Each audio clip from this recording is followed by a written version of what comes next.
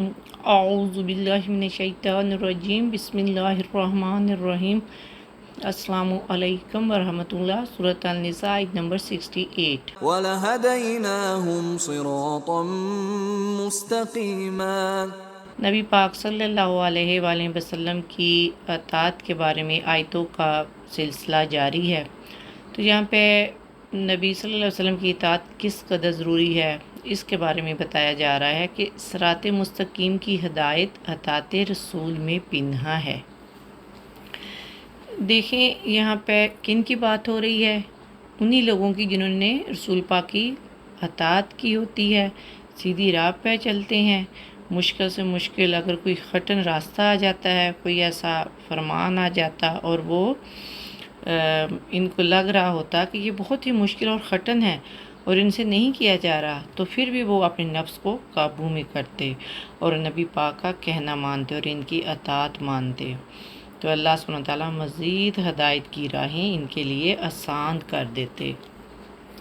تو اس آیت سے مجھے پتہ چلتا ہے کہ یہ لیسن ہمیں ملتا ہے کہ جو نیکی کے کام ہوتے ہیں یا اللہ کے احکامات ماننے کے ہوتے ہیں، ان سے انسان کی ہدایت میں بھی اضافہ ہوتا ہے۔ فرض کرے اگر ہم اللہ کے حکم کی زکوٰۃ دینے کی صورت میں تعمیل کر رہے ہیں تو اللہ تعالیٰ کوئی نئی راہ سنبھال دیتا ہے، کوئی نئی گائیڈنس مل جاتی ہے۔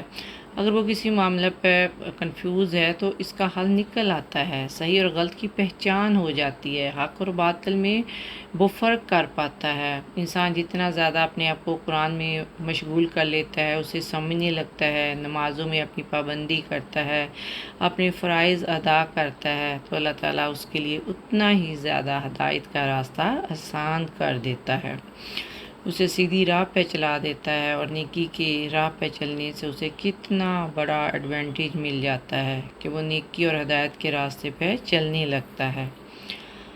اس سلسلے میں صحابی سعد بن خنزیر کی ایک اور روایت ہے، وہ بیان کرتے ہیں کہ مجھے قرآن سے اور آن حضرت صلی اللہ علیہ وآلہ وسلم سے بہت محبت تھی، اور قرآن سے محبت کا حق تو کچھ اس طرح ادا کرتے تھے کہ اللہ تعالیٰ نے ان کو بہت خوبصورت آواز دی تھی، اور خوش کلامی کا شکریہ ادا کرنے کے لیے ہر وقت اپنی خوبصورت آواز میں تلاوت کرتے رہتے تھے۔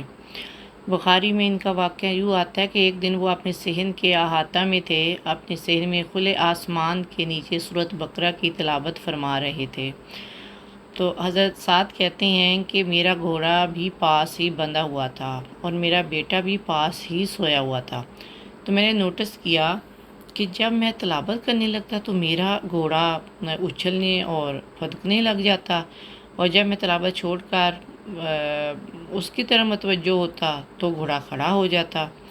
2-4 دفعہ تو میں نے ایسا ہی دیکھا، پھر مجھے خطرہ محسوس ہوا کہ اچھلتا اور پھدکتا گھوڑا کہیں میرے بیٹے کو کچل نہ دے۔ میں اپنی تلاوت کو چھوڑ کر اٹھا کہ میں گھوڑے کو تھوڑا دور باندھ دیتا ہوں۔ میں اٹھا تو میری نگاہ آسمان کی طرف تھی۔ میں نے دیکھا کہ آسمان پر بہت روشن اور خوبصورت بدلی تھی، اس کے ساتھ بہت خوبصورت اور روشن قندیلیں جسے شینڈیئر کہتے ہیں، اس کے ساتھ نکلی ہوئی تھی۔